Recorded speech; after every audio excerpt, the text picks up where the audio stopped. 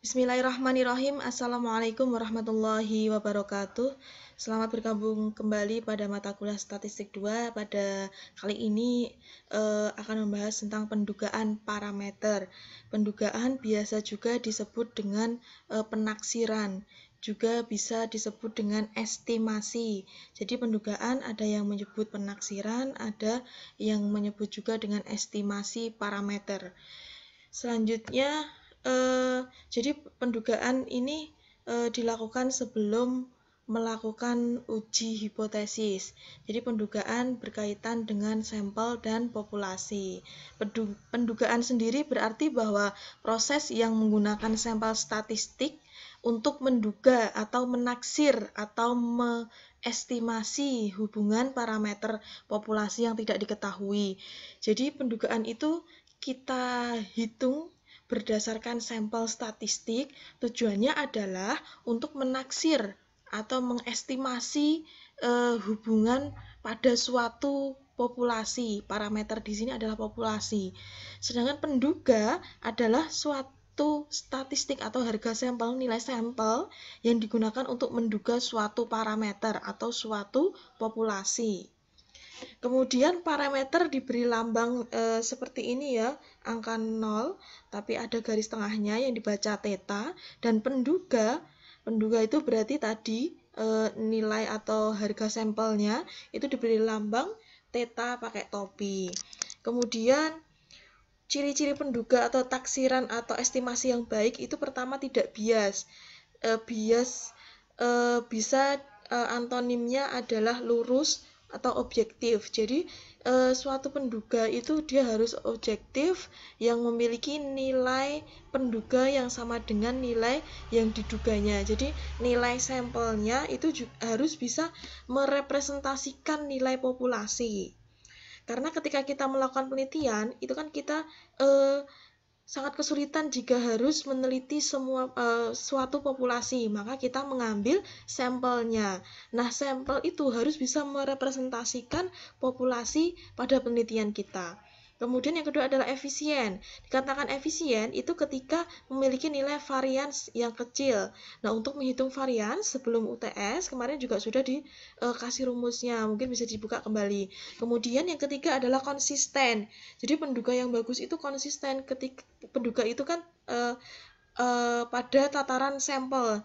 Ketika populasinya bertambah, maka si penduga atau sampelnya itu juga harus bisa menyesuaikan populasi. Jadi untuk mudah dipahaminya, ketika sampelnya bertambah, seharusnya populasi juga mengikuti nilainya, atau nilainya juga akan semakin meningkat.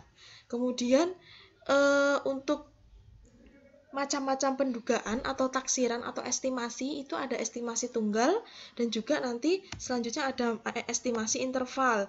Ada yang ngomong juga atau ada yang bilang bahwa tunggal ini disebut dengan taksiran titik. Kemudian taksiran interval bisa disebut juga dengan taksiran selang. Tapi saya menggunakan istilah kalau yang pendugaan atau taksiran yang pertama adalah tunggal atau titik. Pengertiannya, pendugaan tunggal itu adalah pendugaan yang terdiri dari suatu nilai saja. Suatu nilai, berarti di situ hanya ada satu nilai atau satu titik. Contohnya, rata-rata konsumsi beras per bulan setiap keluarga sebanyak 25 kg. Nah, di sini kan cuma ada satu nilai, yaitu 25 kg. Tidak ada perbandingan dan tidak ada nilai lainnya, cuma 25 kg. Kemudian contoh yang kedua adalah persentase pelanggan kafe ABC yang tidak puas sebanyak 30%. Jadi ini hanya menggambarkan satu nilai atau satu titik, yaitu 30%. Kemudian untuk yang pendugaan atau taksiran interval atau taksiran selang, itu pengertiannya adalah pendugaan yang mengambil nilai dalam suatu selang dengan tingkat kepercayaan tertentu. Jadi untuk interval, pada statistik 1 kita sudah belajar tentang interval. Nah, interval itu memiliki nilai batas bawah dan nilai batas atas sebagai perkiraan rendah dan tinggi. Untuk lebih mudahnya nanti akan dimasukkan dalam contoh soal. Kemudian untuk jenis-jenisnya, pendugaan atau taksiran interval itu ada dua. Yang pertama adalah interval untuk rata-rata dan yang kedua adalah interval untuk proporsi.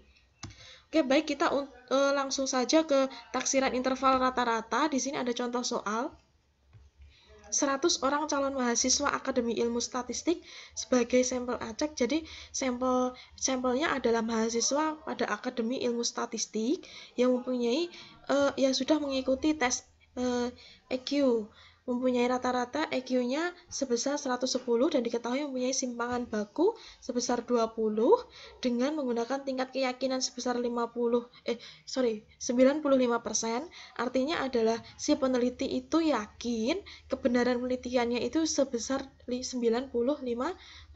Berarti sisanya itu kan 100 dikurangi 95% atau tingkat tidak yakinnya itu 5%. Ini yang diminta adalah buatlah pendugaan interval dari rata-rata EQ.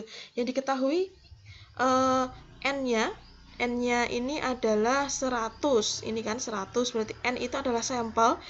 N kecil sampelnya 100, kemudian X besar ada topinya, ini rata-rata. Rata-ratanya 110, kemudian simpangan baku atau standar deviasinya 20. Kemudian 1 min A itu 95%, tadi ya tingkat keyakinan, maka A tidak yakinnya itu adalah 5%. Kemudian A per 2 itu berarti 5% dibagi 2 atau 2,5%. Nilai Z sama dengan 1,96. Nah, nilai ini didapatkan dari tabel distribusi normal, sebagaimana tabel yang pernah saya jelaskan pada sebelumnya. Teman-teman juga bisa googling tentang tabel distribusi normal. Ini ada di tabel. Nanti kalau misalnya pas UAS ada soal seperti ini, insya Allah akan diketahui nilai Z-nya berapa. Kemudian untuk rumusnya adalah seperti ini. Rata-rata dikurangi Z, kemudian kali simpangan baku dibagi akar dari sampelnya. Langsung saja kita masukkan. Tadi rata-ratanya adalah 110 dikurangi nilai Z-nya 1,96 dikali untuk standar deviasi atau simpangan bakunya adalah 20 dibagi akar dari 100. Oke, ini ketemunya 106 karena ini terbatas tempatnya dan waktunya ya, saya langsung ke 106, mungkin bisa dihitung ulang. Kemudian begitu juga yang sisi kanan, sisi kiri sudah ketemu 106,08, sisi kanan ketemu 113,92. Jadi interval antara 106,08 dan 11392 akan memuat mu-nya sama dengan adalah rata-rata EQ sebesar sebenarnya dengan tingkat keyakinan 95%. Jadi rata-rata EQ-nya tadi kan 110 itu berada di antara interval 106 sampai 113. Nah, tingkat keyakinan kebenarannya ini sebesar 95%. Selanjutnya ada taksiran dan pendugaan interval untuk proporsi. Contohnya adalah seorang pejabat bank akan memperkirakan berapa persen para nasabah yang tidak puas dengan pelayanan yang diberikan oleh para pegawainya. Maka dia melakukan survei. Nah, dia melakukan survei atau penelitian terhadap 250 orang nasabah. Dan 250 orang nasabah pada banknya dia itu dipilih secara acak. Nah, ternyata hasilnya 60 orang tidak puas dari 250. Nah, tingkat kepercayaan si pejabat bank ini, tingkat kepercayaan keyakinan kebenarannya adalah 95% terhadap penelitian yang dia lakukan. Kemudian buatlah pendugaan interval persentase para nasabah yang tidak puas. Langsung kita eksekusi. Di sini ada yang diketahui adalah sampelnya, jumlah nasabah yang diikutkan penelitian, sampelnya adalah 250 nasabah. Kemudian untuk nasabah yang tidak puas adalah 60, kemudian nilai Z-nya adalah 1,96 kayak soal sebelumnya karena dia memakai tingkat keyakinan 95%. Selanjutnya kita masukkan ke rumus. X-nya ini adalah 60 dibagi N kecil sampelnya 250 dikurangi 1,96. Gitu ya, ini dimasukkan ke sini. Kemudian X ini juga 60 dibagi 250 hasilnya 0,24 dikali 1 min X berarti 60 dibagi N-nya itu 250 hasilnya 0,76. Oke, ini bisa dikalikan kemudian dibagi N-nya adalah 250 hasilnya 0,19. Nah, Begitu juga dengan yang sisi kanan. Kalau sisi kiri ini kan di sini ada min. Kalau sisi kanan dia pakainya plus. Ketemulah 0,29. Nah, ini artinya apa? Jadi bisa diartikan bahwa interval antara 19% dan 29% akan memuat persentase nasabah yang tidak puas dengan pelayanan bank dengan probabilitas itu keyakinan, dengan tingkat keyakinan itu benar, itu adalah 95%. Jika N besar itu berarti populasi. Tadi kan di contoh soalnya adalah N kecil, sampel. Nah, jika N besarnya adalah N besar ketika populasinya adalah 1000, jadi misalnya dalam bank tersebut jumlah nasabahnya adalah 1000, maka banyak nasabah yang tidak puas antara 190 orang sampai 290 orang dengan tingkat keyakinan 95%. Oke, 190 itu didapatkan dari 19% dikali 1000. Kemudian ini juga 29% dikali 1000.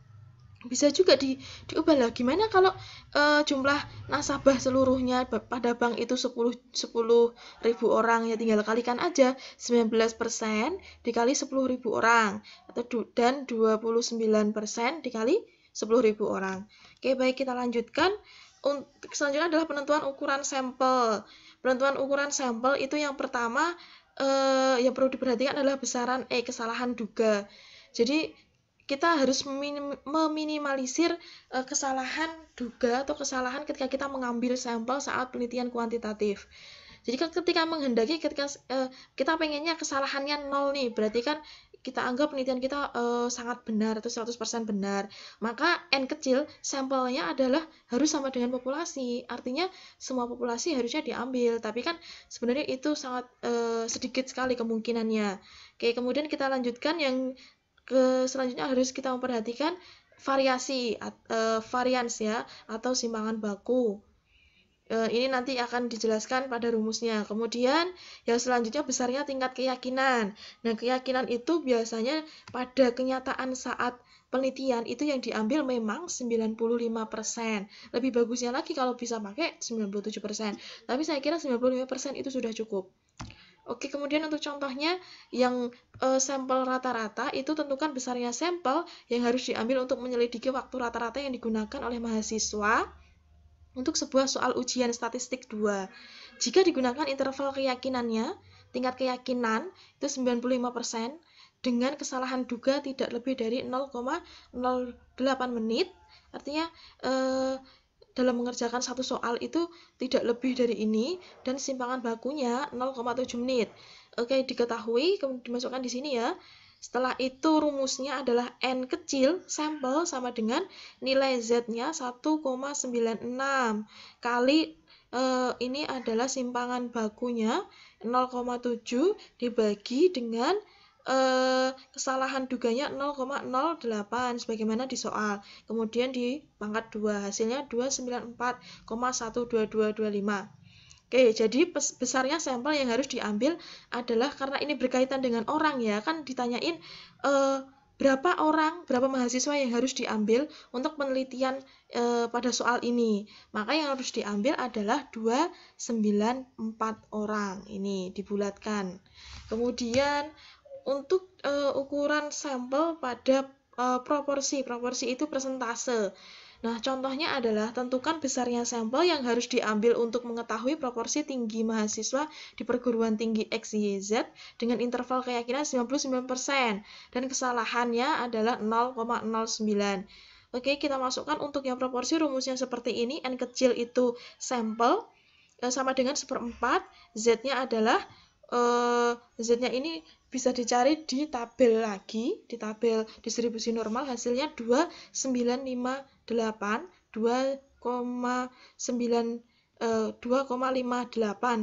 kemudian dibagi nilai kesalahan duganya adalah 0,09 kemudian dipangkat 2 1/4 kali ini hasilnya adalah 821,78.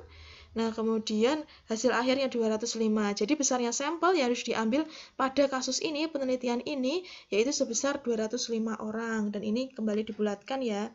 Oke, baik, saya kira itu cukup untuk materi hari ini. Terima kasih dan selamat belajar. Bisa